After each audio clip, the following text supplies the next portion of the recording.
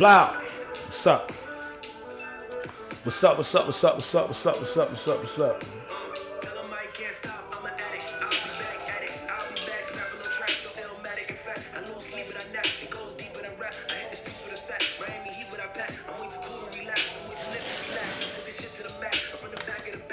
Hey, what's up?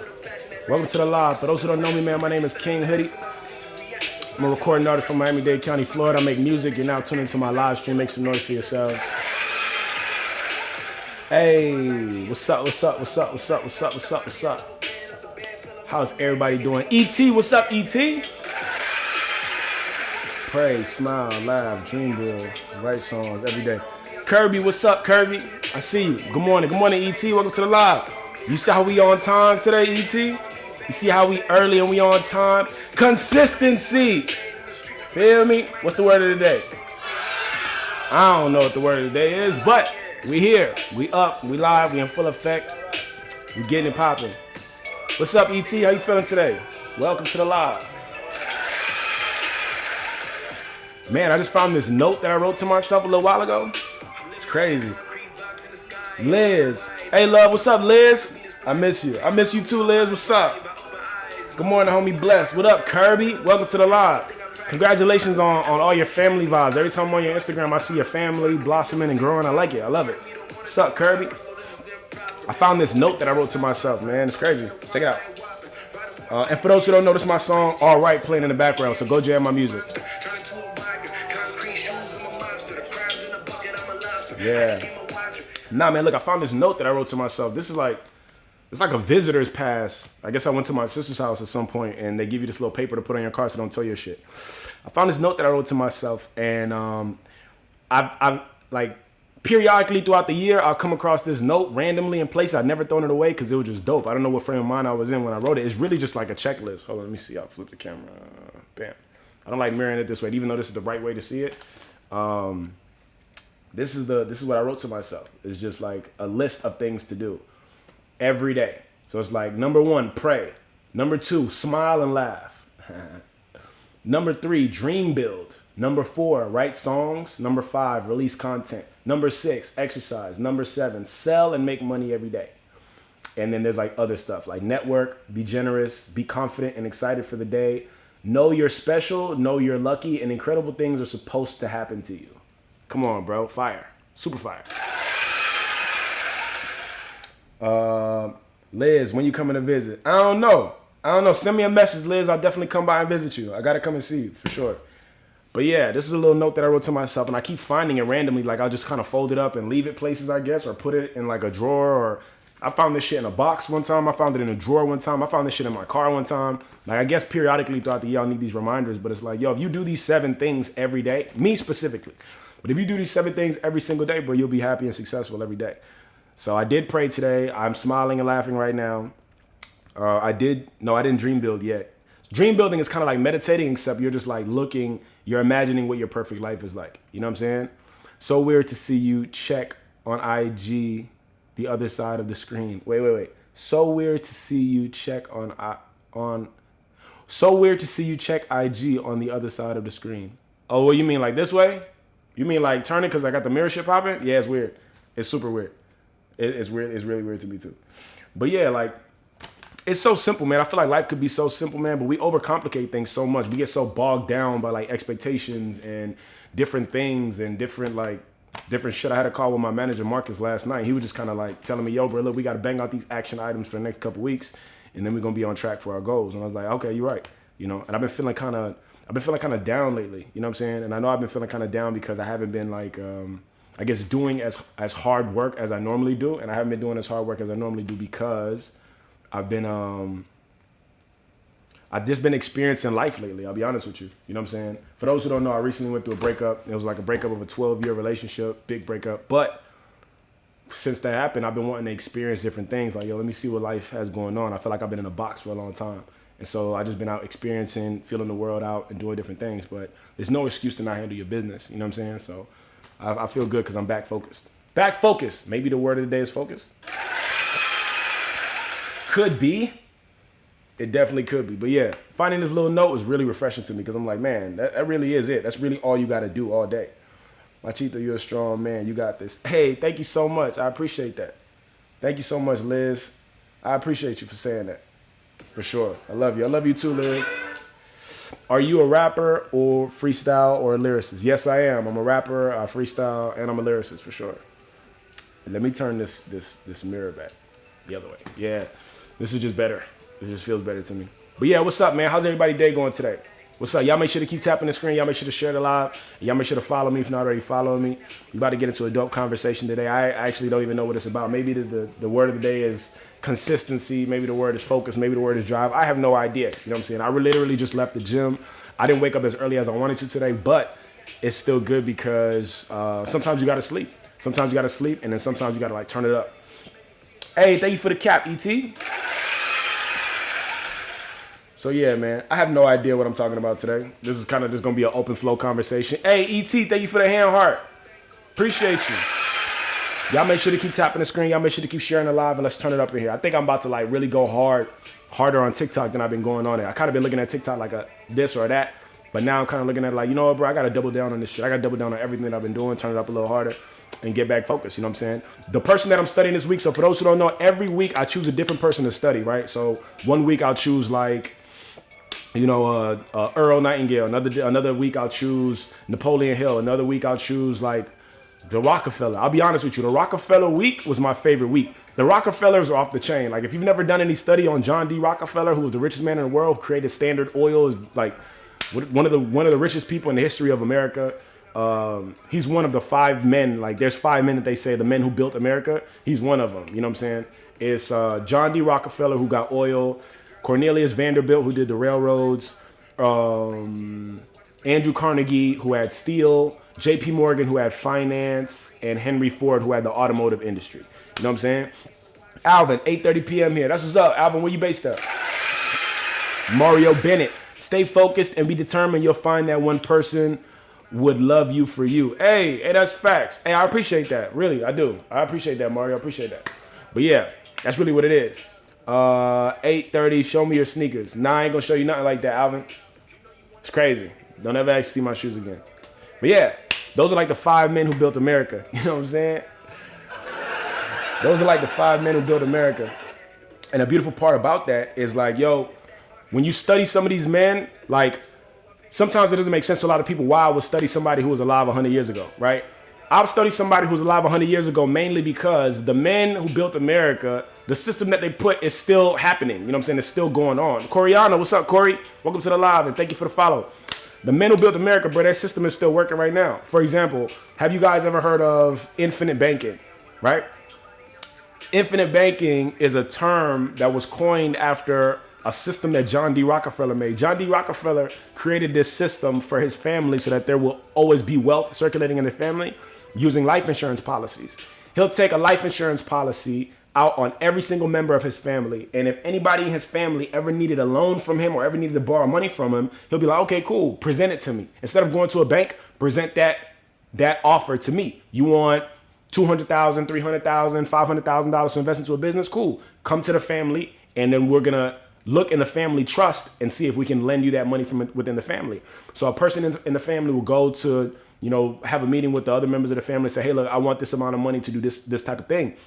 And they'll go over it and they say, okay, cool, we'll lend you that amount of money. But the way that they're lending you the money is not necessarily lending you the money that's just their money. They're lending you money based on the cash value in your own life insurance policy. So it's like, I'm your dad, you want to borrow money from the family bank? Cool, come to me, I approve your loan, and I'm gonna loan you $100,000 that is actually coming from the cash value of your own life insurance policy. So if you take this loan and you never pay it back, it's perfectly fine because that amount of money that I lent to you, 1, was from your own life insurance policy, and 2, it's only gonna get subtracted from the death benefit. So I might have a life insurance policy on you for $1 million, and then I loaned you $100,000 based on the cash value inside that life insurance policy. And if you never pay it back, it's cool because when you die, I'm still gonna get $900,000. You know, from your life insurance policy. You feel me? And so that's really interesting. And on top of that, if you really know how to use your life insurance policy as an investment vehicle, and I'm learning this in real time. My sister, she does trust for people, business trust, personal trust. She sets up like trust. If you want to trust, like you need a trust. It protects your assets better than anything else. Like it doesn't allow probate to happen when you die, and it's a whole bunch of stuff, but you need a trust, right? And so my sister does this for people. Like she has a whole business, a whole enterprise where she sets up your trust. She charges like I think $900 for one type of trust, $2,500 for a different type, and if you want a one-on-one consultation where it's like $10,000. But I highly recommend it because she's killing the shit right now. But she taught me a lot of this information. So let's just say you want money. I'm going to loan you that money from your own life insurance policy, the cash value from your own life insurance policy. And when you die, that money's going to get circulated and it's going to come right back into the trust because the trust is what took out the policy on you anyway. So the family's going to get paid out when you die no matter what because you are going to die eventually no matter what. So your family's going to get paid out. But here's the best part. Hey, thank you. My name's amazing. Appreciate that. But the best part about this is when you pull money out of your life insurance policy, like the cash value that was in there is still in there and it's still growing at a certain interest rate, whether the money's in there or not. So let's just say I got a life insurance policy right now. I take out, there's $10,000 in it and I want $10,000 to put down on, you know, some sort of investment, some sort of business. Maybe I want to start a clothing line or something like that. Maybe I just need $10,000 liquid to make an investment. I'll pull the money out of my life insurance policy, of the cash value, not from the death benefit, but from the cash value of the life insurance policy, use that money for whatever I want. But the interesting part is, according to the life insurance policy, the money is still in there. You know what I'm saying? The money is still in there and the interest rate that you're getting on the money is still accruing at the value that you took out. So I took $10,000 out of this life insurance policy, but even though I'm using the money, the interest rate that the life insurance policy is like adding on to the policy, to the cash value is still at the same rate as if the $10,000 was still there. So pretty much you're making interest on invisible money. You know what I'm saying? I took that paper out and I'm already using it. I put it in there. It got registered in the system and then I took that shit out, invested it, did something else with that money, but it's still accumulating at the rate that it would have if the $10,000 was still there. How many times can you make money on invisible money? You know what I'm saying? If you put that on the stock market, if you have something worth $10,000 and you sell it and you cash it out, then you're not making any interest on that money. But if you do that inside of your life insurance policy, if you have it set up the right way, you're still making money even though you took the money out and you're using it for other things. I thought that was the most groundbreaking thing. I'm like, damn, how does that shit even work? And it's like, bro, it's that's the way it's set up. Most people don't know that you can do that. That's why most people look at life insurance as some weird thing, but the wealthy look at life insurance as a straight up investment vehicle. I got a policy on me, all my kids, all my brothers and sisters, everybody. That's why I can't wait to get this bag because I'm going to take a life insurance policy on everybody. And it's called infinite banking. It's a Rockefeller method. The Rockefeller family created this shit. So it's like, and the wealthy are still using it today. You know, like, for example, there was, I saw this chart one time that showed the Rockefeller family and the Vanderbilt family. The Vanderbilt family was a wealthy American family that had more money than the Rockefeller family at that time. However, 4 generations after the patriarch died, that Vanderbilt family was broke. You know what I'm saying? However, the Rockefeller family, to this day, they still got money because they still practice infinite banking. We're banking within the family. You can come, you don't got to go to a bank and borrow money from them. You can borrow money from us. You know what I'm saying? And when you borrow money from us, we're loaning you money, but we're really loaning you money based on your own life insurance policy. So pretty much like you're asking us for permission to take out cash value on an amount of money that we're going to get paid out when you die anyway. You know what I'm saying? It's like a fly ass method of just bossing up and having that shit popping. So I say that to say, like, whenever somebody try to clown me or play me or look at me like I'm crazy for studying somebody from 100 years ago, it's like, bruh, you have no idea. The niggas from 100 years ago created the world that we live in today. You know what I'm saying? Grand Rising, what up, Samantha? Do I still call you Chasing Smiles or do I call you Samantha now? I know that's right. What's up, Hannah? Welcome to the live. E.T., what's up? Ajane, good morning. How are you, Ajane? Welcome to the live. Prudy Pryor, thank you for the follow. Yeah, and I just think that that's incredible. Like, whenever somebody try to play me like, yo, why are you studying a dude from 100 years ago? Why are you reading a book that was put out in 1926, bro? It's 2024. And I'm telling you, I'm reading this stuff because the stuff that they did 100 years ago is still being perpetuated to you today. You know what I'm saying? A lot of these dudes outside right now, they're not innovating. They're not creating new infinite banking systems. They're using the same model that was made 100 years ago. Why is Wall Street still Wall Street? Why is the stock market still the stock market? Why do we still go to regular fiat currency banks? It's still around, bro. The system is still there. So why would I sit here and try to learn from somebody who's just like a user instead of learning from the administrator, instead of learning from the one who created the system? You know what I'm saying? It just makes more sense to me. Like, why would I go to a programmer to ask about an Apple computer if I could learn from it from, you know, Steve Jobs or Steve Wozniak specifically, because he's the one who actually made it. You know what I'm saying? But man, what book are you reading? What's up, Prudy Pryor? Grand Rising. Hey, hold on, let me see. I miss Chasing Smiles because of you. LOL, might go back. Yeah, Chasing Smiles is a vibe. I love Chasing Smiles. Chasing Smiles is like, I just like that name. I'm blessed. That's what's up, Ajane. It's difficult to find a living will, though. I don't know what a living will is. Yeah. Grand Rising, what's up? What book am I reading? Right now I'm reading Quantum Success. I'm still reading Quantum Success by Sandra Ann Taylor, which is this book right here. I'm still reading this one. It's a pretty thick book. 245 pages, but I've been traveling a little bit, popping in and out, so I haven't had to actually sit down and read it too long. I started reading it again yesterday, but I'm reading Quantum Success by Sandra Ann Taylor. This is a fire-ass book. Like, I was very surprised at this book. I did not think that I was going to like it because the cover is, like, weird, but I'm still reading this same book. I've probably been reading this book for, like, 2 months now, but I'm taking my time at it because I find that sometimes you actually read something to understand and retain it, and sometimes you read it just to fly by it. You know what I'm saying? And I like actually consuming the information that I'm reading because this book is so valuable. This is the only book that I ever read that I got to that last page of the book and I immediately went right back to the beginning just because the lady was talking that talk. Like, this is actually a really, really, really good book. I highly recommend it. I also have like an Amazon cart.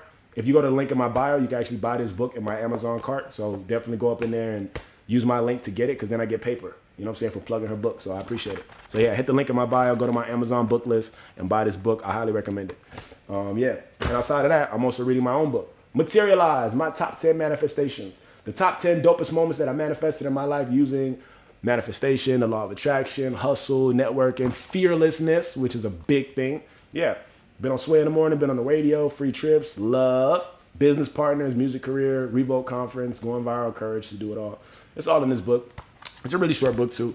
I didn't know what I was going to do. My sister motivated me to write a book. She wrote a book. She's like, bro, you got to write a book. My book is killing it right now. I'm like, okay, I don't know what I'm going to talk about.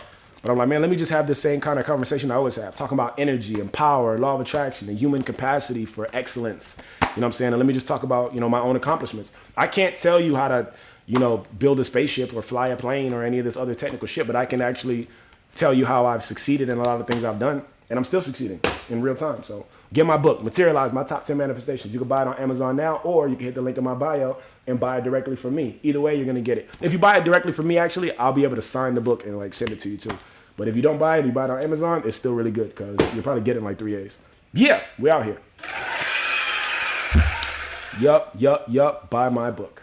Prudy Pryor, that was a great question. Thank you, dear. Absolutely. I love chasing smiles. You'll always be chasing smiles to us. Facts. Let me see. A living will is connected to life insurance. It's where you can take money while you're still alive. Yeah, I got to dive more into it because I don't even have the life insurance policy yet, but I'm aware of infinite banking. I went to this mastermind in Atlanta at the end of January, and these guys were just talking about how they're using the life insurance policy, and I just wrote a bunch of notes on it, but I'm like, man, I've heard this a million times in certain rooms. I don't hear it like in the neighborhoods and stuff like that. Like, I hear it among millionaires, the people that I know that are very, very, very successful, and then my sister who sets up trusts for people. I'm hearing it in these rooms about like, yo, bro, she has a life insurance policy on everybody, including our father. Like, she has a life insurance policy on everybody. And yeah, she just prepared for D-Day. But yeah, hi, King. What's up, Jasmine Major? Welcome to the live. You spoke about old school book. Which one made a difference? Let me see. Neville Goddard. I love Neville Goddard. Neville Goddard is my guy. Yeah, I gave one of my friends recently a Neville Goddard book. I can't remember the name of it. I think it was The Law of Assumption. Maybe. I don't know. I gave one of his books. But the old school books that I love, definitely How to Win Friends and Influence People. Definitely one of my favorite books. I want to say that one was written in 1926. One of my favorite books, which is actually the one that I got this quote that I wrote on my wall. This is a book called The Science of Getting Rich by Wallace D. Wattles. Actually, I got it right here. Yeah. Boom. The Science of Getting Rich by Wallace D. Wattles. This book was written in 1910. Yeah, this motherfucker was ahead of his time. This book was written in 1910, and this book is coming apart. Like, look at this shit. Like, hold up. It got marks in it. The pages. Oh, look. All the pages are coming out. Yeah, look. We destroyed this book. But if your book don't look like this, then that means you're not reading it. Your book does not. If it ain't looking tore up, you're not really reading it for real.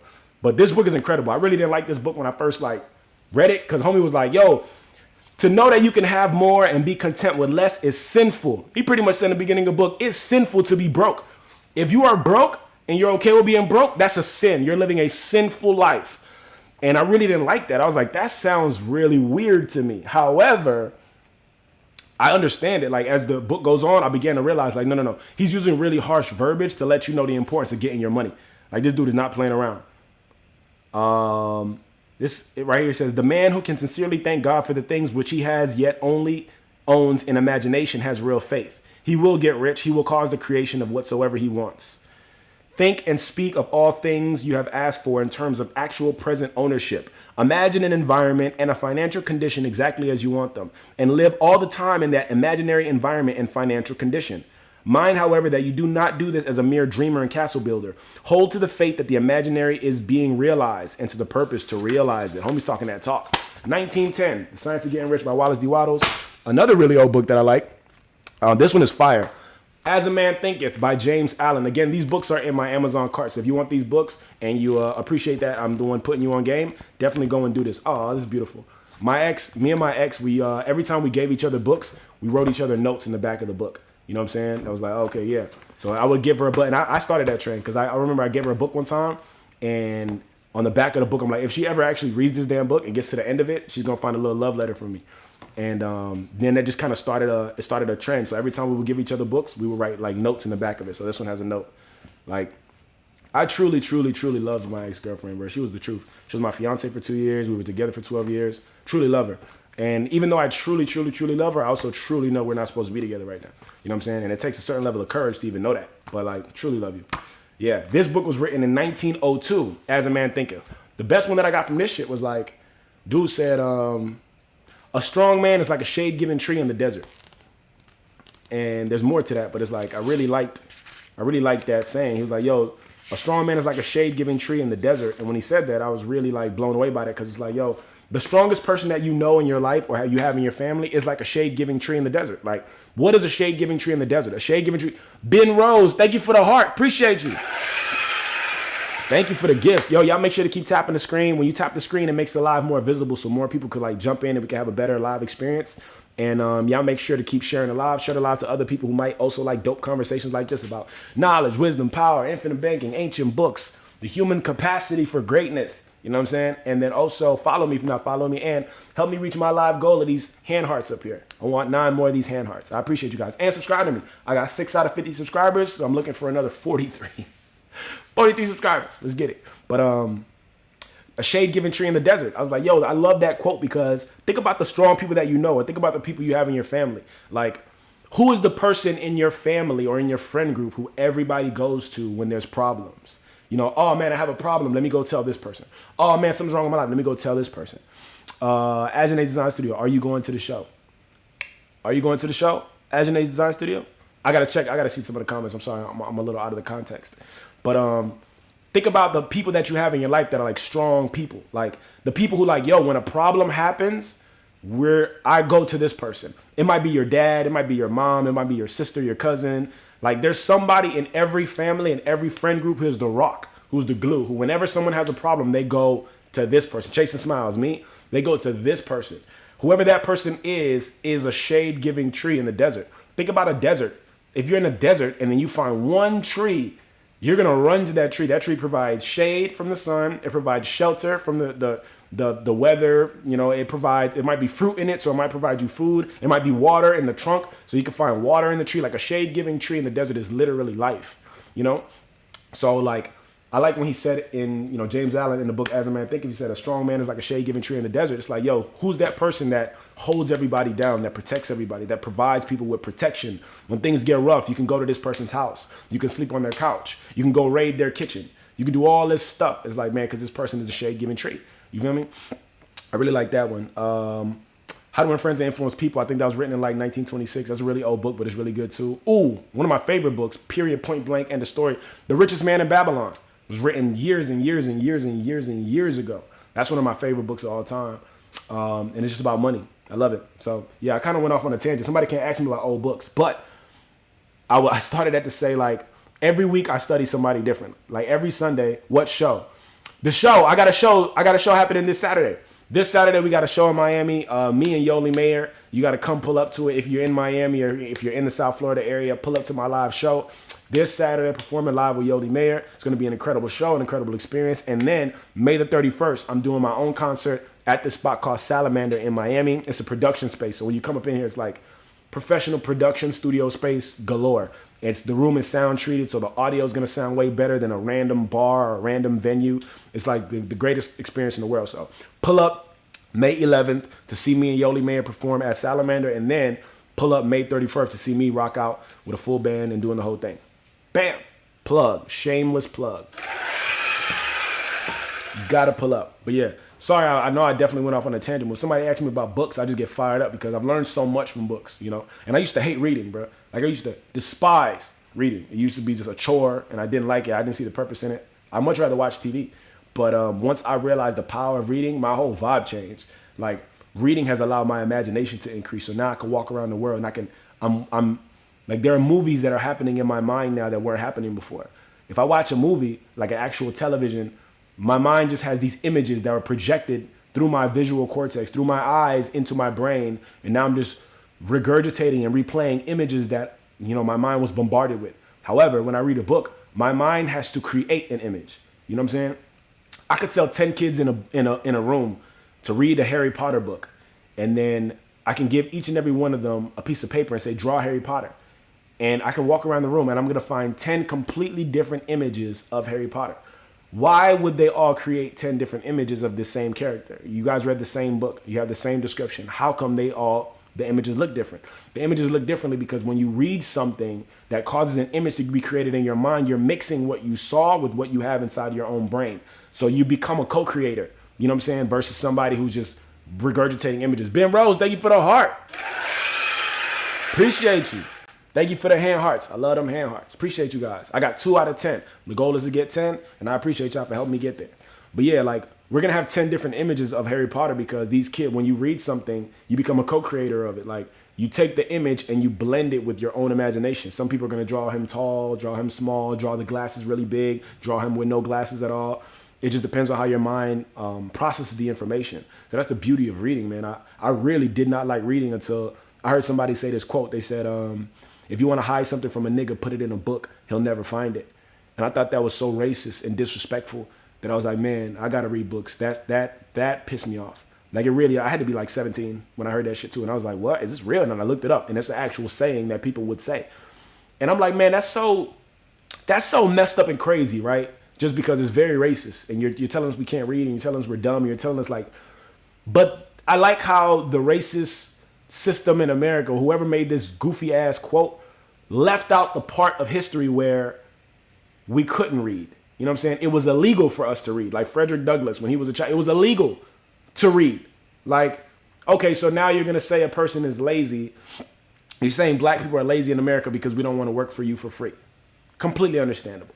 Completely. You don't want to work for anyone for free, but you want people to work for you for free. And anyone who doesn't want to work for you for free because you're so arrogant and narcissistic is lazy. That's mind-blowing to me. 1. 2, you're going to say that black people are stupid and they don't read and you're illiterate and this, that, and the third, completely bypassing the hundreds, not 1 century, not 2 century, the centuries that it was illegal for us to read. If you caught us with a book, you would kill us.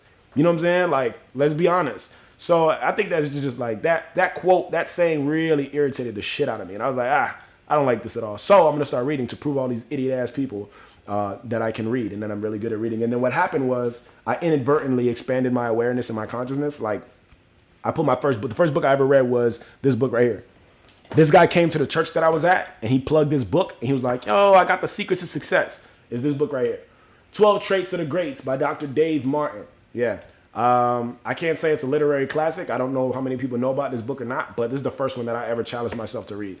This guy came and I was like, yo, this guy look like Steve Wilkos from the Jerry Springer Show. And he had just popped up to the church that I was going to and he was talking that talk.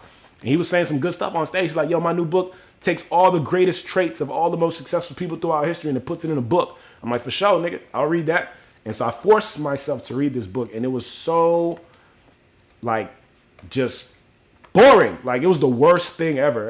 It made my skin crawl, it made my head hurt. I hated it. I hated it. But I forced myself because, you know, I didn't want to be somebody who couldn't read. So the weird thing was after I read this book, like my whole life changed. Like my whole life changed completely. I was like, yo, as soon as I put the book down, I was walking around the world and I felt different. Like, I felt different. My body felt different. My brain felt different. The way that people were talking to me was different. The way that people listened to me after I began speaking was different. And I thought I was the same kind of person, but I was different. I was different because my awareness had changed. And then after that, I kind of fell in love with books. Now I know that reading is a superpower. You know what I'm saying? Leaders are always readers. If you find somebody who's a voracious reader, one of my mentors told me this. If you find somebody who's a voracious reader, there's a good chance he's either a part of a secret society or he's just a leader, or he's probably both. So yeah, it's crazy. You can't get me talking about books, man, because I like it. You know what I'm saying? And I like the fact that nobody else likes it. You feel me? It lets me know I'm on the right track. Earl Nightingale said, whatever the great majority of people are doing at any given time, if you do exactly the opposite, you'll probably never make another mistake for as long as you live.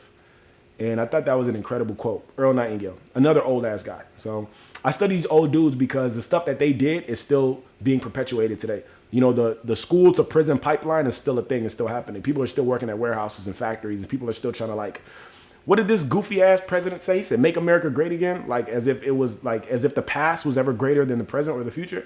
It's like, no, you lost your mind. I understand, like, people get so scared of the things that they don't know, they try to bring things from the past back. You know what I'm saying? Like, oh, let's find a way to make the steel industry it again. Let's find a way to do this again. Let's find a way to do that again. It's like, bro, you're so lazy. You're trying to find a way to recreate something somebody did 100 years ago. Like, bro, like, don't be stupid. Like, look to the future. Create something new. Create something better. Create a new system of doing things. Like, become obsessed with systemizing your life and systemizing your environments, and you'll begin to see how, you know, you can find and develop something completely new that will perform the same function as steel did 100 years ago. You know what I'm saying? So, I don't know. I'm just fascinated with the human potential. Let me see. Can I borrow 20? Destiny Morales, for sure. Florence Scovel Shin. Hey, Prudy Pryor. Florence Scovel Shin. She is like Neville Goddard. He references. I love Florence Scovel Shin. I read her book. No, I did the audiobook of Florence Scovel Shin. I can't remember what it was. The Game of Life and How to Play It.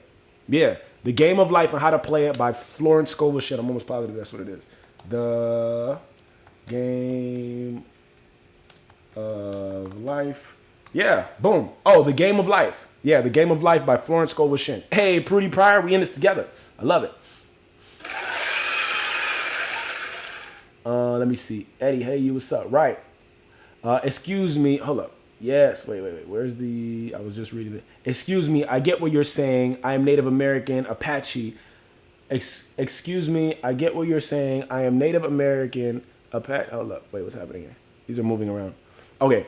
Excuse me, I get what you're saying. I am Native American, Apache to be exact, and the same stuff. Right. Not Steve Wilkos.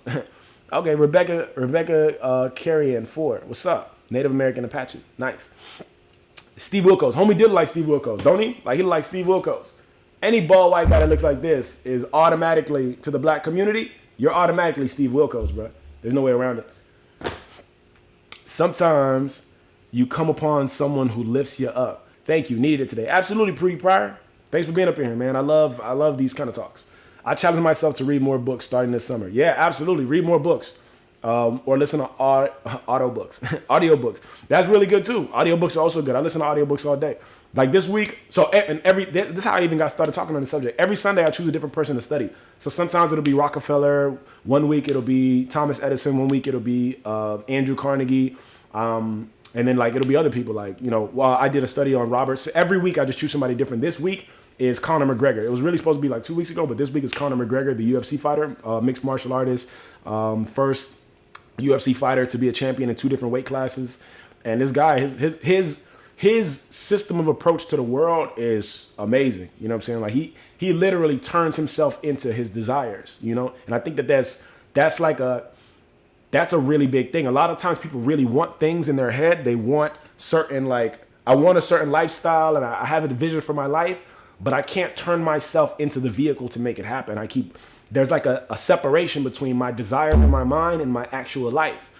And I think that there's a lot to be studied or to be learned from Conor McGregor's approach, because he literally turns himself into that desire.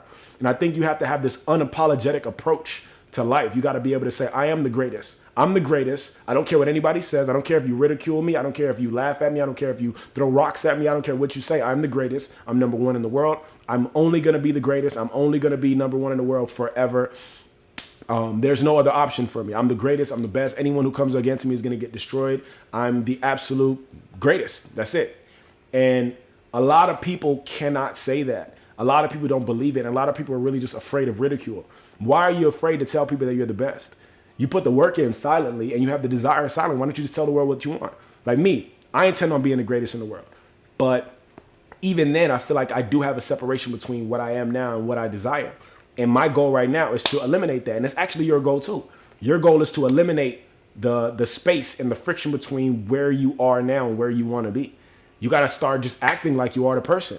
You know, some people call it fake it till you make it, but you got to be delusional. You got to tell yourself, I am the greatest. I'm the #1 recording artist on the planet. I'm absolutely great. I'm going to do this study, this like from now until the end of the month. I'm going to do a study to see what happens when I tell myself and I tell the world I'm the greatest, point blank period, no matter what. I'm the greatest. I'm the richest man in the world. I'm the #1 recording artist, #1 entertainer on the planet. And I'm extraordinarily successful, happy, healthy, wealthy, and successful. I feel that way inside, but I keep that inside. Let's see what happens when you say it outside. You know, am I afraid of ridicule? Am I afraid of people trying me, or am I afraid of people destroying my dreams somehow? They can't. No exterior force can destroy something that you have internally. And if it can, then that means that whatever the internal thing wasn't fortified enough. It wasn't strong enough. You didn't have that grit that you can take a defeat and keep going. And that's what's required for success. Don't shy away from that shit. You know, so I really am studying Conor McGregor. I'm like, wow, this is interesting. And there's a beauty in learning, man. There's a beauty in being able to say, man, I was this way yesterday and I'm a different way today. Like nobody wants to, or you should never aspire to die the same way that you lived. You know, I want to die a completely different person than I am today. You know, and it's just, that's how I feel about it. So I have this experiment now. I got to like put myself out there 10 times more and tell the world I am the greatest. I have it written on my wall over there, #1 recording artist on the planet. And now that you take it out into the world and you say it, I'm the greatest. I'm the #1 recording artist on the planet. I'm the best rapper in the game. I'm the best rapper, period. I'm also an incredible entertainer. You're going to find me in movies. You're going to find me in photo shoots. You're going to find me on the runway. You're going to find me with a Nike deal. I have the best Nike deal ever. I have the greatest relationship in the world. I have a multi-million-dollar, $30 million home in Los Angeles. Like, what happens when you actually say that out loud and you believe it? You know, and you're unafraid and unapologetic about your approach to life. Let's find out. And that's the purpose of studying people all week. It's like, yo, let me see if your approach to life if I adopt it, will it change my life? And if it will, then let me be willing to change. If it won't, then let me change to something else. Another approach. I don't know how your approach is going to work. Your approach might be different than mine. You know, your approach might be different than Conor McGregor's or Andrew Carnegie's or Cornelius Vanderbilt's, but your approach might still get you to the finish line. You know what I'm saying? So let's see what it is. Yes, tell you. I read The Collection by her. Damn, that's what's up. Let me see. Hello, Brianna Renee. What's up? Hello, welcome to the live. Nice. I've started a few and need to finish already. Absolutely. Ms. Vargas, what's up? Bet, I like that. What's up, SN? Neri boy, just read Green Eggs and Ham, life changing. Get out of here, Neri. We don't want to see you. Leave. But those who don't know, Neri's my producer, man. He makes all my beats for me. He's my #1 producer. He made Turn the Lights Out in America. He made Turn the Lights Out in America. He made Need Love. He made Never Worry About Never. He made a majority of my songs. He made what was the other one? Not Materialize. What did you make? I don't know. Neri makes all my beats. So follow Neri Boy, NERIBOIII. Follow him. The Habits of the Rockefellers. I gotta read that book, The Habits of the Rockefellers. I also gotta read another book. I think it's called The Rockefeller Method or something. But Infinite Banking is fire. Look it up. Do it whenever you get a chance. Simone, right? Yeah, get Neri out of here, bro. Neri, you're blocked and you're banned. Don't really block him and don't ban him. Pretty Pride, where do you live? I live in Miami. Yeah, born and raised in Miami, Florida. I live here. I had a spot in Koreatown in Los Angeles last year for the last couple of years. Now I'm here, but I'm really moving around a lot, honestly. Hey, I heard that they might do that to TikTok. They might. If they do, that's their business. If anything happens to TikTok, bro, then like let's stop acting like we don't have other options or other avenues to link each other. You know what I'm saying? What would the Rockefellers do? Right? There's a lot of Rockefeller books, I feel like, but people study the Rockefellers so much because there was a system input into their family. Like they had employees, they had lawyers that actually worked for the family. And I think that's so appealing to me. Like, yo, you have employees that literally work for your family. They work for your family's trust. They're lawyers, but they also work for you. When you have a family meeting, they're there, facilitating, organizing, arranging things, making sure that y'all got what y'all need to succeed. I think that's so fly, bro. Like, I can't wait to have employees that work for my family. You know what I'm saying? Like, I'm not talking about the help. I'm not talking about people who, like, you know, are doing the lawn and doing the laundry and cooking and cleaning around the house. That's amazing. When I went to Ghana, we had help. Now I'm like addicted to getting help. I used to feel nervous. Like I used to feel nervous. Like I used to feel nervous when I like if I thought about having somebody like help around my house, like do my laundry or clean my house. Or I used to feel nervous about that. But now I realize like, nah, bro, it's a different vibe. When I was in Ghana, we were in this big mansion and we had like there were people like on staff throughout the whole house, and I was like, man. This is a vibe. I need this now. I remember I was asking somebody for an iron. I'm like, yo, I need an iron so I can iron this shirt real quick. And somebody ran into the house like, you need an iron? What do you need iron? And they took my shirts and they went to the other side of the house, ironed it, and brought it back. And I was like, oof, I love it. Let me see. You mentioned Rockefeller a lot, but they wanted us to be dumb. Yes. I want a nation of workers, not thinkers, something like that. Absolutely. John D. Rockefeller also said, I would rather earn 1% of 100 people's effort than 100% of my own effort. Absolutely true. Absolutely true. That is absolutely why I study the Rockefellers. You feel me? Not because this guy was an amazing person, but because he was an amazing achiever. He found a way to monetize this world in a way that nobody else could. Pre-internet, pre-damn near newspaper, like pre-everything. But that's why. The reason I study the Rockefellers is because they created the system that we live in right now. The school to prison pipeline was created by them. You know what I'm saying? I'm not studying because they're like saints and they're amazing people. They might be animals behind the, closed doors. But Jai Connections, what up? Dore Me, thank you. Absolutely. We in here. The reason why I study them is because they created the system that we live in right now. So I'm not studying you because you're like so benevolent. I'm studying you because you created the system that the world is still like, the United States is still predicated on the system that you built. So I'm like, okay, I'm studying you to understand you because you created the game that we're living in right now. Like so many people wake up and run into the rat race. We're playing the rat race. We're playing the rat race. You're playing the rat race, but we never stop to actually challenge who created the game that we're playing. You know what I'm saying? Like who created this game? Like imagine every day you wake up and run in a maze and you're just running through the maze, running through the maze, running through the maze, but you never stop, zoom out and try to figure out, wait a minute, bro. Who made this damn maze? What was the purpose of the maze? How is everybody supposed to play this game? Why is everybody playing the game that way? Why not play it a different way? What other game can we play? Like, I live my life by this saying, you could either play the rat race, you could play the elevated game. And so me and my partner Marcus, we're coining this term right now, the elevated game. Like we had a conversation about this last year, and ever since then I'm like, man, I got to create it's a philosophy of life, and I really want to double down on that philosophy. I got a course I'm about to release too. It's called Infinite Optimism: How to Stay Optimistic Throughout All the Rain and the Pain in Your Life. Like there's actually a system that I use to do that. You can actually pre-order the course right now on my website, KingHoodieMerch.com. Infinite Optimism. It's in there. Go check it out. Pre-order it right now, and you'll get an email from me, and it's going to give you all the instructions on how to like unlock it. But this concept called the elevated game is, I got it from the knowledge of the rat race, and I got it from the knowledge of it's a system that was created to keep us here, keep us in a prison that looks just like a warehouse, that looks just like a school. And it's like, man, they were creating and they were manufacturing workers for the country. And if I wake up and I only listen to my parents or only listen to my teachers or only listen to my coaches, people who are also taught to only be workers, what do I think I will become? I must become a worker. It's Jalen. How have you been, mister? What up, Jalen? Welcome to the live. Yeah, man, kicking it. I've been good, Jalen. How you feeling? Welcome to the live. If I only listen to people who are only taught to be workers, there's like a 90% chance I will only be a worker. Because everything that I have in my conscious mind and my subconscious mind was like pushed and promoted to me from a worker's perspective, from a worker's mentality. Go to school, get a job, work there for 30 years, worker's mentality. How many of us have heard that since we were born?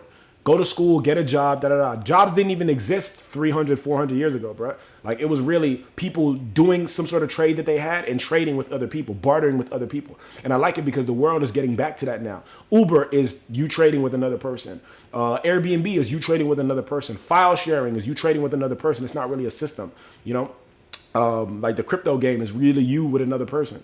So like, it's just different. So the reason why I study these people is not because they're just benevolent, good-hearted. Oh my God, I want to study your whole life. Nah, it's because you created the system that we live in. Everything I know about the world since I was born in America in the year 1993, and you were doing this shit in 1880.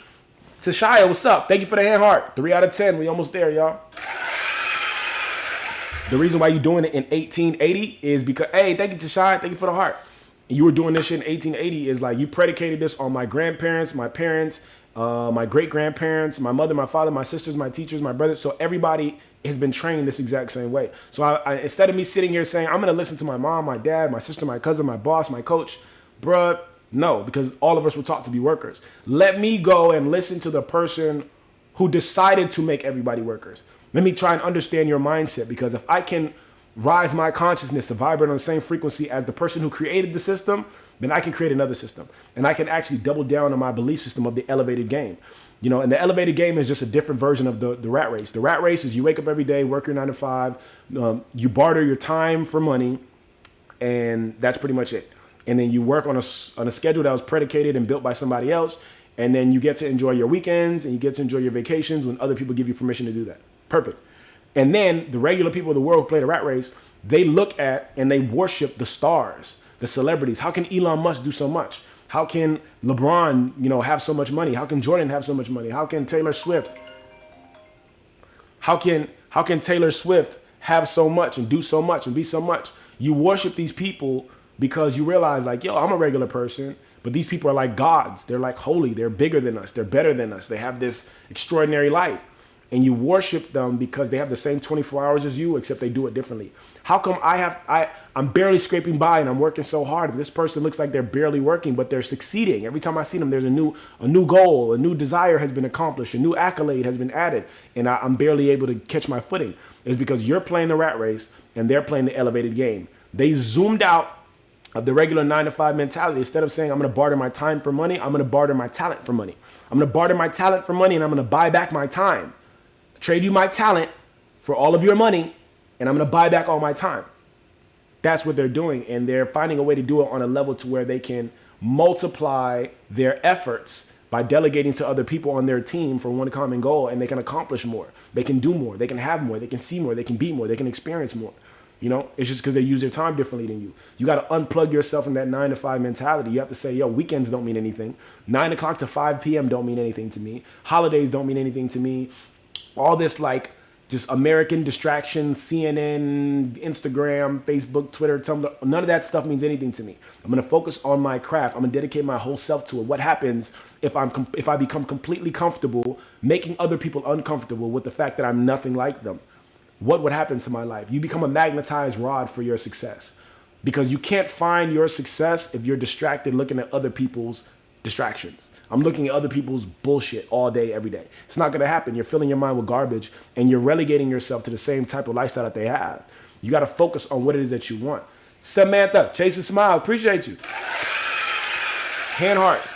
But this is true, and we know this stuff. Like, we know this. If you've ever lived a life where you've had to be completely dedicated to something, where you've been completely, like, focused on something, you know that, man, the past couple of weeks I've been enjoying parties and stuff like that, but I've never done that before. You know what I'm saying? I've never been that kind of person. Like, if you find me at a party, it's a live show that I just performed at. I feel great partying in here because I just accomplished my dream. I just accomplished a goal. But I can never go to a party and just party. I can't go to a mindless room and just dance. I don't get it. What the fuck are we celebrating? Mediocrity? This is crazy to me. I don't want to be here. This is pointless. You're wasting your time. You could die tonight and all you did was, like, just be stupid. No, I want to be smart, and I want everything I do to be productive. I want to get somewhere. I don't have the luxury, like, I didn't grow up like other people. I don't have the luxury of, like, sitting around and having somebody else take care of my business for me. I have to do everything myself. I got to make it work. So I don't have the luxury of, like, sitting here and messing around. I know what it's like to be totally focused. And it's crazy because I'm going back into that season right now where I got to be comfortable being uncomfortable, and I got to be comfortable not hanging out with anybody. I don't know what it is to hang out for real. I learned about it the past couple weeks. Since January, I've been hanging out, but now I'm done with that. Now I'm back into the gym, and I'm back into the obsession, you know?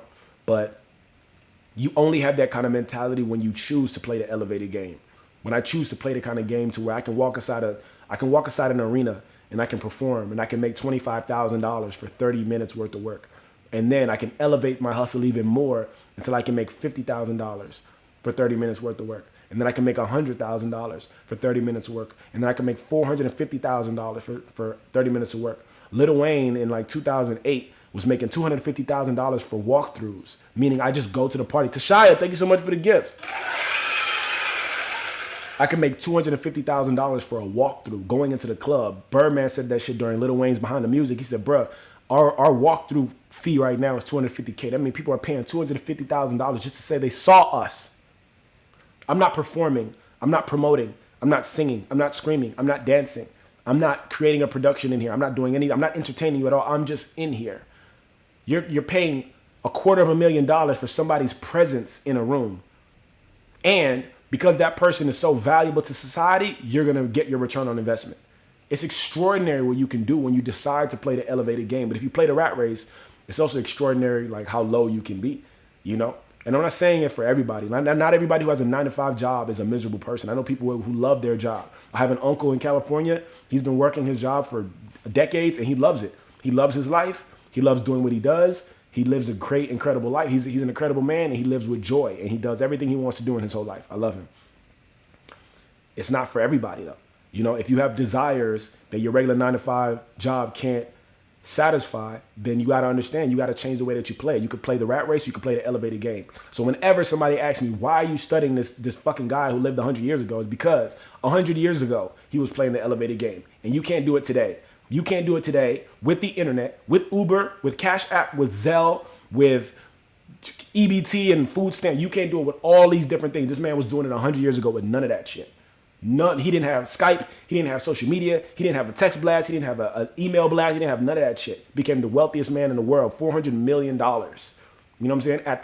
At his time, the equivalent of today's $400 million. Him and Andrew Carnegie. Come on, bro. Let's get it popping. That's why I study these old people, man, because I'm like, yo, these dudes knew something that we don't know right now. And they knew something that we didn't know. And just like Chase Smile said, I want a nation of workers, not thinkers. They knew something that we didn't know, and they made it a point to make sure that we didn't know it. So, of course, I'm going to study you. Why would I not study you? I'm not caught up in this. So I'm not going to go study these random workers. You raised this entire country to be idiots. I'm not going to listen to them. I'm going to listen to you. Oh, don't listen to me. Listen to the people I put around you in your school that's going to teach you everything I need to teach you so you can go and work at the Ford factory. No, I'm not going to listen to that. I'm going to listen to you, whether you want me to or not. I'm going to read up everything about you. I'm going to look up everything about infinite banking. I'm going to look up everything about the Rockefeller waterfall method. Whenever somebody in the Rockefeller family dies, they get an enormous check. This is crazy. And whenever somebody needs money, they're going to be able to borrow directly from the family instead of borrowing from Chase Bank or whatever. And then we're going to loan you that money. And if you pay it back, you're great. We'll loan you some more money. If you don't pay it back, cool. Because when you die, I'm going to get that paid back in triplets. It's only going to get deducted from your death benefit anyway. You know what I'm saying? And I have $250,000 or $1 million, life insurance policy on you. It's crazy. I'm going to get this trust popping, and I'm going to do all this other stuff too. So yeah. So we here. Let me see. Sorry, I missed some of the comments. Hi, King. Good morning. What up, Tashaya? Welcome. I must be about my father's business. Hey, I see and become the thinker. Right. Become the thinker. Exactly. Like, they wanted to create a nation of, like, idiots and drones and rat race people. But, like, if you can see that, if you have, like, the eyes to see it and the ears to hear and the mind to pay attention to this, you can say, yo, bro, I want to zoom out of this. LeBron James and Michael Jordan and Michael Jackson, all these people, extremely hard workers, but they're playing an elevated game. At the same time, it's a double-edged sword because when you play the elevated game, you don't get a lot of the same stuff that people get. People who play the elevated game don't get Christmas. They don't get Christmas. They don't get birthdays. They don't get the holidays. They don't get the relaxing on the beach for, you know what I'm saying, every other. They don't get weekends. They don't get, paid time off. They don't get the financial security of knowing that I have a check coming in on Friday. Like, they don't get any of those things. But what they get is a deeper level of satisfaction knowing that they're making the kind of money that they want to make doing what it is that they want to do. And they know that they're not attached to the same grid as everybody else. I might get hungry at 3 a.m, and go outside and be like, why the fuck is nobody open right now? Everyone else in America is going to be like, it's 3 a.m. Everyone's asleep. And you're going to be like, nah, bro, it's 3 a.m. I just left the studio. There got to be some place that's open because I'm not running on the same timetable as everybody else. I'm not running on it. John D. Rockefeller wasn't running on it. Andrew Carnegie wasn't running on it. In his prime, Andrew Carnegie was working 4 hours a day. You know what I'm saying? Or like 4 or 5 hours a day. He took 3 months off and he was the wealthiest man in the world. How were you able to do that? You're able to do it by playing the elevated game. You know, the elevated game. That is, that's the word for the day. Wow! The elevated game. I have something coming up in an hour, so have a wonderful day, y'all. Peace, Hannah. Have a great day. We are all gods. Sophia, I believe that. I believe we are all gods. So amazing. Absolutely. Let me see. Tashai, thank you. Just to walk. Talk to me. Hey, you are doing more than the average. Hey, thank you. E.T. I lost my husband to sudden death and want to begin a new life. Thinking Colorado someplace. Oof, that's tough, Pretty Prime. I'm sorry to hear that. Sorry that you lost your husband like that. It's really tough. Let me see. Who are you referring to? The richest man in Babylon? Hey, Jordan Leone. This is my homegirl, Radical Phoenix. Yeah. Who am I referring to? I'm referring to John D. Rockefeller. John D. Rockefeller was the wealthiest man in the world. He's a part of the term titan of industry came from him and his clique back in the day. Also, the Sherman antitrust laws in the United States of America that prevent monopolies from happening was invented specifically to stop John D. Rockefeller. John D. Rockefeller was a gangster when it came to this shit. John D. Rockefeller ran a company called Standard Oil. Standard Oil is like the reason why these oil companies and these gas companies are so like all over the place. It was all predicated by John D. Rockefeller in the beginning. He made more money in oil than anybody else in the history of the world in his time, because he, instead of him just like selling oil, he got into the business of refining the oil. He realized that a lot of people were losing like 30% of the oil that they got because they didn't like refine it and find another use for it. So once he started refining the oil and finding another use for it, he made that 30% and he started booming and bossing up. And beyond that, John D. Rockefeller was a savage. John D. Rockefeller, with his big oil, Standard Oil conglomerate, would go to sorry, did you work out? I did work out. Yeah, I did left the gym. Thank you. John D. Rockefeller would go to a city and he'll find an intersection that has a gas station at it, right? And he'll offer to buy it. A little mom and pop gas station. Hey, yeah, I want to buy your gas station. The owner would say, no, I'm not going to sell my gas station. John D. Rockefeller would say, you're going to sell it to me. Here, I'm going to offer you this price. They're going to say, no, I'm not going to sell it. John D. Rockefeller said, okay, cool, bet. Across the street, John D. Rockefeller would build a Standard Oil gas station right across the street from yours. And here's what he'll do. Let's say you're selling your gas for 90 cents a gallon. John D. Rockefeller and Standard Oil is going to sell his right across the street from you for 30 cents a gallon, 20 cents a gallon, like a ridiculously low price. So every time somebody made it to that intersection, they see 90 cents a gallon, 20 cents a gallon. They had the amount of money to be able to like lose money for 6 months to do this to you. They're going to wait you out. So everybody's going to go 90 cents, 20 cents. They're going to go to the 20 cent a gallon one. They're going to load up on that. You, within 3 months, you're out of business because nobody's buying from you anymore. And you can't possibly compete with him. You can't possibly lower your price that much because you're a regular mom and pop. This guy's a conglomerate. He owns barrels and he owns refineries. You can't compete with him. So he can offer it for 20 cents for 3 months until you go out of business. He shut you down, and now he brought his to $1.30. And now he's the only gas station at that intersection. Bro, it's such a gangster move. He's the only gas station at that intersection now, and he's charging more than anybody else. You can either sell to me or I'm gonna run you out of business. That was crazy. And so what he ended up doing was he kept doing that if you didn't want to sell to him. But to everybody else, they knew they didn't just want to be destroyed and ran out of business, so they did sell to him.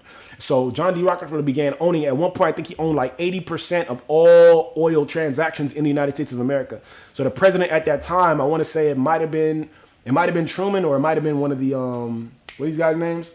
Roosevelt. I think it was one of the Roosevelts. They created what's called the Sherman Antitrust Act. Pretty much meaning like, yo, these people are too powerful, they own too much shit. And I don't like the fact that the U.S. government got to pretty much go beg them for this stuff. These guys are too powerful. So they created a system called the Sherman Antitrust Act or laws, which makes it so that nobody can have monopolies. Like you can't have a monopoly. John D. Rockefeller was buying up every single oil, every oil gas station, every oil refinery. He had everything. So in order to like limit his power and make it so that, the government wasn't like, he didn't have the government by their nuts. They made it so like, you can't have all this stuff. So they passed the law, and they not only made it so that like he couldn't buy any more refineries, but they made it so that he had to actually break up his company. So he had to like, your company, Standard Oil, owns just about every single one of these. And the second we get into a problem with you, we can't get oil in this entire country. No, I don't like that. So they made him break up his entire company. And it's so funny because if you look at the history of it, he broke up his entire empire, and his net worth actually increased. This motherfucker was so smart. He was so smart, it's crazy, like super crazy. And like they made him disband his business. They made him break up Standard Oil and like make it a whole bunch of different things. But like what they didn't know is that it increased his net worth because he realized, like, okay, cool, I have a bad reputation in the country because everybody thinks I'm a bad person because of my business practices. So now that they made me divide my company up, all I'm going to do is change the names on all these companies, make it look like you can either choose to buy from Marathon or you can choose to buy from BP. But what you don't know is I own both of them still. I still own both of them. What he did was now he began to like divide his company up, give it different names, make it look like different people owned it, even though he still owned all of it. And he started like driving competition between the gas stations to make it like crazy. Anita J, what's up? Hey guys, what's up, Boo Queen? So he actually increased his net worth because all the people who were like rioting and being like, we don't like John D. Rockefeller, he's a savage, he's an animal, we don't want to buy no oil. All the people that were like protesting his gas stations, now that they made him break it up, his gas station had a different name now. So he's like, yeah, I'm not going to go to Standard Oil, I'm going to go to Marathon. Little did you know he owned Marathon. You know what I'm saying? He just changed the name of it. So it's just so funny. Like the same way BP, like the BP oil spill in 2010, their face was so dirty, their name was so dirty, they just bought Marathon and changed their whole company to Marathon. All the Marathons are just BPs. All the BPs that you ever seen, the BP gas, all of them turned into Marathon. You know what I'm saying? Especially here in Miami. So it's just funny. I don't know how I got to talking about that shit, but I like it. Like John D. Rockefeller is probably one of the most interesting people I've ever studied. You know what I'm saying? I just had to tap into that. Crazy work. Only real ones know the Radical Phoenix. She's still in there. What up, Jordan? Crazy work. Right. Exxon Mobil, same owner. Right. Always next to each other. Right. Bone Crusher. What's up? Yeah, no, it's facts. You know what I'm saying? So it's just interesting. Like, that's why I'm studying these people. Like, I like studying people who, like, no matter what, they're going to get their result. Like, they try to break this man's fortune so many times. He was just so smart. He outsmarted everybody at every single turn. I like that kind of shit because it's like, yo, you can really do that. Like, I've done things like that on a small level to where I've just outsmarted, like, systems, and I've outsmarted, like, debt collectors. I've outsmarted credit card companies, and I just love it. You know what I'm saying? Like, it's just really, really incredible. You know what I'm saying? So that's why I study people like that. People who just understand, like, yo, I don't have to. The shortest distance between 2 points is a straight line. I do not have to go this roundabout ass way to get my result. That's what they teach us. That's what they teach us in schools, and they teach us to just be confused about, like, how to go about getting something done. That's why most adults now who went to public school or had regular teachers, they don't know how to get shit done. You know what I'm saying? Y'all tap the screen and get them to 10,000 likes. That's right. Thank you, Tashai. Y'all tap the screen and get me to 10,000 likes. I appreciate y'all. Y'all make sure to keep tapping the screen. When you tap the screen, it makes the live more visible, so more people can just tap into it. More people are going to funnel into the system. Y'all make sure to follow me if you're not already following me. Y'all make sure to share the live to somebody else who might also like this dope-ass conversation about the human potential. And y'all make sure to help me reach my live goal. I got 4 out of 10 of these hand hearts, and I want the other 6. So I appreciate y'all. Thank y'all. I'm obsessed. Jordan Leone says, I'm obsessed with this kind of information.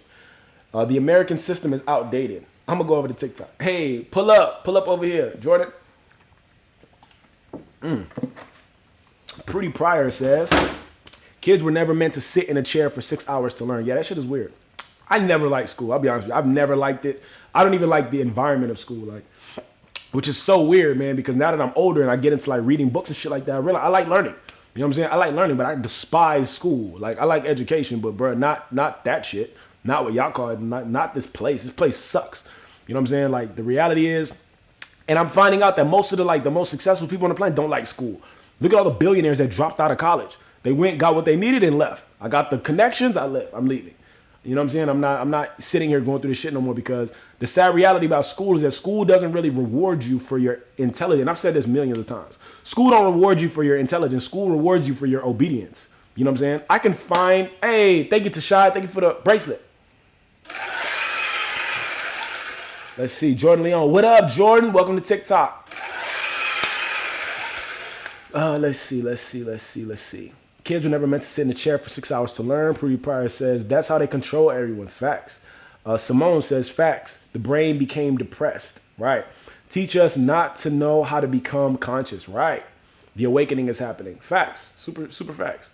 Right. Let me see. Let's go. Oh, boom. Boot Queen says, that's all college was. People figuring out how to say the same thing. Wait. That's all college was. People figuring out how to say the same thing in different ways to sound smarter. Right. Let's go. Tasha, appreciate you. Hey, we got to the 10,000 likes, man. I appreciate y'all. Let's go. I used to get in trouble. Hello, a lot. Right, Simone. The person next to him. Right. Facts. Super facts. Yeah, man. I'm finding out how many millionaires and billionaires despise fucking school. And I despise it too, bro. I did not like school at all. I used to get, like, even now, if I go into, like, an actual school, like, my skin will crawl. I'm like, ugh.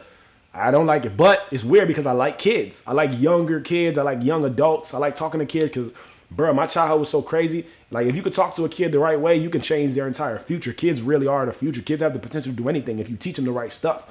But if you get them in here with this goofy ass information, like, I saw somebody post the other day. Another day, the post said, another day without using the Pythagorean theorem.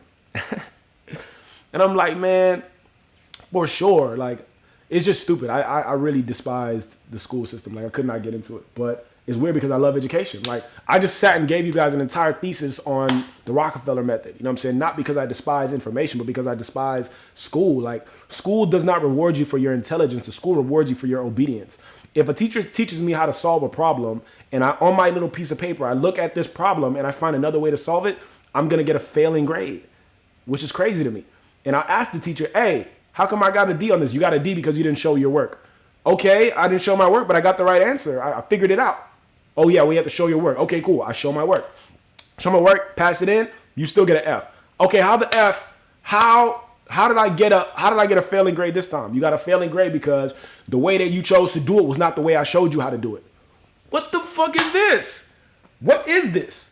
I got a failing grade because I showed my work and it wasn't the way that you showed me how to do it. So shouldn't you be rewarding me for finding another way to solve this problem? Isn't that going to be more advantageous to the future America that you want to see? Different ways of solving problems. The same way clearly doesn't work. You haven't figured out AIDS yet. You haven't figured out cancer yet. You haven't figured out MS yet. You haven't figured out Crohn's disease yet. Because all these stupid ass people only want to find the exact same way to do something different. It's the definition of insanity. I can't solve a problem using the unsolvable method that you're teaching me. The same proven way that you guys have consistently failed for the last 100 years to solve these problems is not going to solve it. Why don't you teach kids how to think freely? But I get it, man. Like, you guys suck. That's all that is. You people suck. You teachers are terrible. That's just what it breaks down to. You know what I'm saying? And so, like, I don't get it. I don't get it. I don't get that. Yeah. If I found a new way to solve a problem, you should reward me. School doesn't reward you for your intelligence. They reward you for your obedience. You have to do it, and you have to do it the way I showed you. Okay, lady, you have to understand. You're not educating me. You're indoctrinating me. There's a difference. Indoctrination teaches you what to think. Education teaches you how to think. You are indoctrinating me. You are showing me that this is what this is, and this is all that there is, and don't do anything different. If I do anything different, I get penalized for it. I get a failing grade for this shit. I can't tell you how many times in class I done found a whole nother way of solving a problem, and I still got an F. Like, come on, bro. Don't do me like that, because all you have done is effectively piss me off, and now I don't want to be here anymore. School is created to create employees. That's it. During the Industrial Revolution. Facts. Absolutely true. 1000% true. Reading and writing just to learn how to work in factories. Exactly. Like, the school looks just like a warehouse, and the warehouse and the factory looks just like a prison. They're all the same. They all have wardens or foremans or principals. They all have clocks in every single room to let you know what time it is. They all have lunch times and lunch breaks. They all have mess halls and mess areas. They all have a little bit of playtime, a little bit of break time. They all have people above you who just tell you what it is to do. There's a hierarchy to everything. Every single person has to play a different position. And it's just, they accounted for that. These kids are either going to end up in a warehouse or they're going to end up in a prison. But either way, that's where they're going. And they will be comfortable in these environments because the school that we created that for them. Bruh, I can't remember what school I saw the other day, but there was no windows in it. It actually might have been my high school. No windows in it. And I'm like, bro, this is a prison, bro. This looks like a jail. Like, this is crazy. Even jails have more windows than this high school. Bro, my high school was also like I think it was like a storm, you know, it was built, I don't know, whatever it was, like a hurricane shelter or some shit. But there ain't no windows in here. You know, like, man, this is crazy. But I said it to say, bro, like, they've calculated accurately what it is that you're going to do because they created you to want that environment. Why are people so comfortable in a warehouse, in a factory? Why are people so comfortable in a prison? Why are people so? Because you were trained. You kept going to school, and all your friends were at school, and they had snacks at school, and they had girls at school. And so cool. Why do people peak in high school? People peak in high school because they drank more of the Kool-Aid than everybody else, but it was still created. It was still an environment that was created for you to be comfortable in it and rely on it to get where you want to go. That's why all these people graduate from college with some sort of master's degree in fucking philosophy or theology or whatever, and then you're still a bartender. You're still a bartender and you got a master's degree. Why is that? Oh my God, I have to get out of my student debt and then my credit cards and then my bills. And they factored your failure into society because you are playing the rat race. You are playing a game where you are relying on someone else's system to provide for you for the rest of your life, not knowing that their system was never created to provide for you for the rest of your life. That system was created to provide for them for the rest of their lives, using your life. Your life is the battery that makes their life better. Your life is the battery that makes their life work. Your life is the battery that perpetuates and allows their system to be here. Whenever somebody's talking about we got to, find a way to change the system, it's like, no, bro, you got to find a way to recreate a system. You have to play the elevated game, bro. You have to monetize yourself. You're the only piece of the puzzle that you have any control over.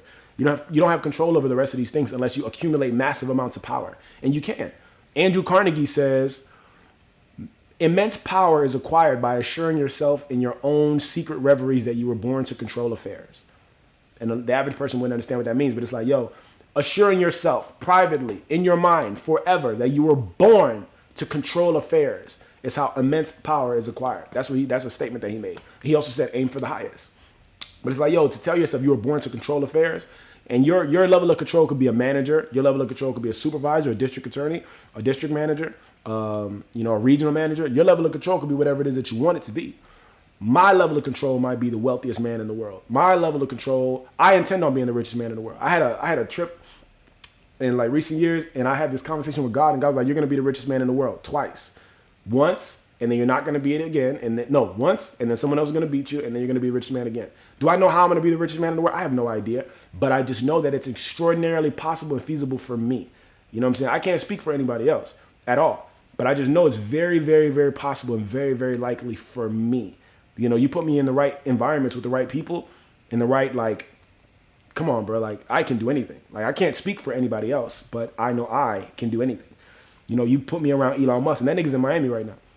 You put me around Elon Musk, you put me around anybody, I will be the wealthiest man in the world. Like, it's just kind of common sense to me. Do I know how I'm going to do it? No. And if I get caught up in the how I'm going to do it, I'm going to get frustrated in the interim. I'm going to get frustrated in the time that it's going to take to go and do that. But if I just say, I'm going to do it, that's it, period. I don't care how I'm going to do it in the immediate. I just know it's going to happen for me. And I just have to work my thing. I just have to look at like my tunnel. I have to have tunnel vision on what it is that I'm doing right now. I'll be fine. You don't have to have all the answers as long as you out hustle these people. If you out hustle your competition, you don't have to have all the answers. I'm just now realizing that right now. I used to feel like I needed to have all the answers, and I had to have the perfect plan, and I had to have the perfect credit and the perfect network in order to make any of these things possible and feasible in order to facilitate anything that I wanted to do. Now I'm understanding I don't need any of that shit. If I out hustle you, I could be wrong and still be more successful than you. If I out hustle you, I don't need to have any of the answers. I don't need to have any of the answers, any of the systems. I can systematize later. When I bring in the right employee, that can systematize that for me. But if I out hustle you, I don't need to have any of those other requirements. Everybody thinks they need to have the perfect this, the perfect that, the perfect this, the perfect that, and the perfect this, because all that makes sense to your very timid approach to life. No, if you're bashful, not bashful, if you're bold, bashful is like shy. If you're bold and you're charismatic and you're energetic and you feel yourself and you understand your value, and you understand the value of your idea, and you're comfortable selling and monetizing yourself, understanding your value for real, and out hustling these people, you don't need to have any of the fucking answers. You could have two completely different people selling two completely different truths and both making massive amounts of money. If what you're saying is right, then what this guy is saying is wrong. And if what you're saying is right, then what this guy is saying is wrong. How come both of you guys are saying both of the same things or different things, and you're both making massive amounts of money? Because it doesn't matter if you're right or wrong. It just matters if you got the right hustle. You know what I'm saying? And if your product is good enough, make a product that's so good that it's easy to sell.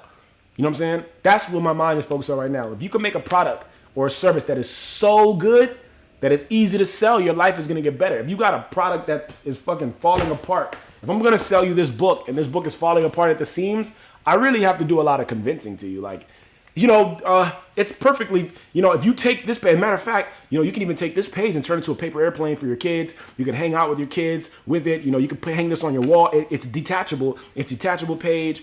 And what else? Like, the book is fucking falling apart. And you're trying to find a way to make something useless, useful to me. And your sales is very hard because of that. But if I give you a book that's like put together well, my book, shameless plug, go and buy it. Materialize My Top 10 Manifestations. Greatest book ever written by someone like me.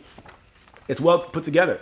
It's organized. You can see the chapter numbers, like 6, 5, 4, 3. You know where you're at in the book. It's well put together. It's a very short book. It's only like less than 100 pages. And if you think that I'm lying about the book, I actually have photos at the end of the book, so you can see all the manifestations that I actually put together. Boom. The team. That's me outside of Capitol Records. If I'm talking about the Jeep and the condo and the free trips to LA and being on the radio and being on these platforms and going viral with the Cardi B, that's me and Sway. That's me and Super Cindy. That's me and Papa Keith. What is this? This is me. This is when I went viral with the Cardi B freestyle. Like, the numbers just went crazy.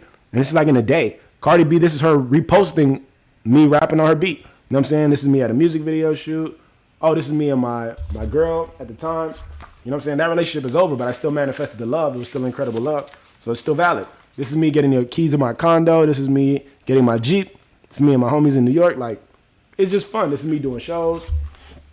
Manifesting the life of your dreams. You feel me? Shameless plug. This is my favorite picture of myself, honestly. Damn, I love this picture because this is how I be looking when I'm on stage, because I know people just don't get it. You know what I'm saying? I be rapping my ass off to these people and I know they don't get it. So it's like, I know you don't get this, but I'm going to still give it to you anyway. You know what I'm saying? I be looking at you like you're a fucking stranger. Go and get this book. Hit the link in my bio. Buy my book right now, Materialize, My Top 10 Manifestations. And it's available on Amazon. So go and write Materialize. I probably got to change this like number sign to a Z or something because I think the number sign the money sign actually kind of makes it hard for people to find the book. But go and buy the book. Get it popping.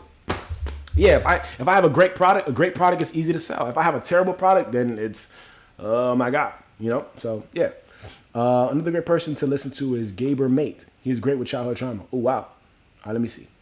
Gaber Mate has so many tools for life. Hey, okay, I'll definitely listen to him. Let me see. People always say another dollar. People always say another dollar. Nikola Tesla, 369 method. Oh, anything multiple by 9 is 9. But the example is still teaching you to find several avenues to solve it. Right. Kids already have the answers. Their new energy birth and just listen to them. Hey, facts. Oh, wait, hold up. Let me see. Okay, I'm just going to start from here. No windows is crazy. I was ready to drop out at 14. Preach. Debt is what keeps America going. Facts. Always want to test us. Right. They factor your failure into society. Right. Most of the subjects taught is useless in the real world. Right. Misha Michelle, own your authority. Amen. Facts. And you will be, period. Facts. Keep moving and progressing. Facts. Believe in the calling into the being. You can do it, King. Thank you so much. I appreciate the positive affirmations up in here. Yo, love it. Will Smith, baby. You're not going to outwork me. Facts. Like, that shit is, I love it. I love this. Anita, right. Love a short read. I'm telling you, congratulations. I love that photo, too. Hey, appreciate you. I like that picture, too. Young Hercules. Hey, I love it. Yo, my sister has gotten to this habit of calling me Samson in the Bible lately. And I'm like, okay, cool. She's like, yeah, it's about your hair and your power. And I was like, all right, cool. I don't know if I completely get it, but I love it because Samson was strong as hell. But beyond that, like, that just makes me want to look out for these women. You know what I'm saying? Because Samson lost his life because of a chick. It says, you gonna feel me. Right. Exactly. You have to believe that you can do it. Right. Oh, Samson is good. Right. Samson is good, but Samson's also really bad. You know what I'm saying? Like, I do not want to be him. But I do like the fact that he was the strongest person in the world. I thought that was dope. You know what I'm saying? But I'm about to jump off. I got to jump off the live right now because I got some other things I got to do. I got to upload some music really quickly. Got to get ready for the show that we got happening on Saturday. I also have to get ready for the show that we got happening on the 31st. And yeah, we here. We up and we out. And we getting it popping. Can't remember what the word of the day was. I completely fumbled that. But we here with it. Appreciate you guys for tapping in. And I hope this inspired somebody, motivated somebody. Like, I study a different person every week. So every Sunday I'm choosing somebody else who I believe I want to absorb their life. I want to understand who they are and get some tips and tricks to success from them. You know what I'm saying? So hope I motivated somebody. Definitely play the elevated game. Oh, that is actually the word of the day. The elevated game. The elevated game. Wow. Yep, word of the day. But yeah, man, definitely tap in. If you're not already following me on the live or on any of these platforms, please follow me. We are live streaming right now on TikTok, on Instagram, and on YouTube. And the cool thing about YouTube is that if you like this live and you want to replay it, this live replay is going to be available on YouTube. So you go straight to the YouTube channel. There's going to be a playlist on my YouTube channel, King Hoodie Raps on YouTube, that says TikTok live replays. You can tap that. You can watch every single live that we got. All the lives are just like this with a whole bunch of game in it. And I just love these kind of dope conversations, man. We were just talking about the human potential. How far can you go? How much higher can you go? You know, how much more elevated can you get? Yeah, make sure to follow me if you don't already follow me. Tap in. Tomorrow I'm going to be live again at 10 a.m. And yeah, man, find a way to like increase your life today, man. Study somebody dope. Learn some tips of the trade. And zoom out, man. If you're in the rat race right now and you want to get out of it, understand the elevated game is available to you at any point in time. You're willing to play it. You know what I'm saying? All you gotta do is detach from what you're into and attach to something better. You know, so get it popping. I appreciate you guys for being up in here and being in the live. Love and light to everybody up in here. Okay, duality, right. Have a good day. Tashai, I appreciate you so much. Appreciate you. Samson lost his life because he was gullible at the hands of a woman. Exactly. That's why I don't like that one. But I get it. So now, if I'm Samson and what she was telling me, I just got to watch out for these chicks. Like, yo, get away. Good morning, everyone. Good morning, Official Bunny Baby. Yeah, we actually jumping off the live right now. But if you want to watch this live again, please jump over to the YouTube channel. You can rewatch this entire thing. Prudy Pryor, blessed to come across your page. Beautiful people. Absolutely, Prudy. Hope to see you tomorrow at 10 a.m. I'm trying to make it to the 31st. Pull up. Pull up, Jordan. Make it to the 31st. Pull up. We're going to be there live in effect. Thank you. Blessed day, guys. Peace, Boo Queen. Love having you up in here. Love this, King. Put it in your bio. I definitely will. I'm going to put the show up for the 11th in my bio today, and then I'm going to put the show up for the 31st after that. Have a blessed day. Absolutely, Anita J. Peace. Have a blessed day. Absolutely motivated. Hey, love it, pretty proud. That's why we up in here. All right, I appreciate you guys. Y'all have an incredible day, and I will see y'all tomorrow or later today. I think I'm feeling like live streaming more and more and more because I'm starting to like the lives even more. But yeah, I'll see y'all later. Have an amazing day, and let's get it popping. Peace. The elevated game. Get elevated. Peace. Peace. Peace. Peace. Peace.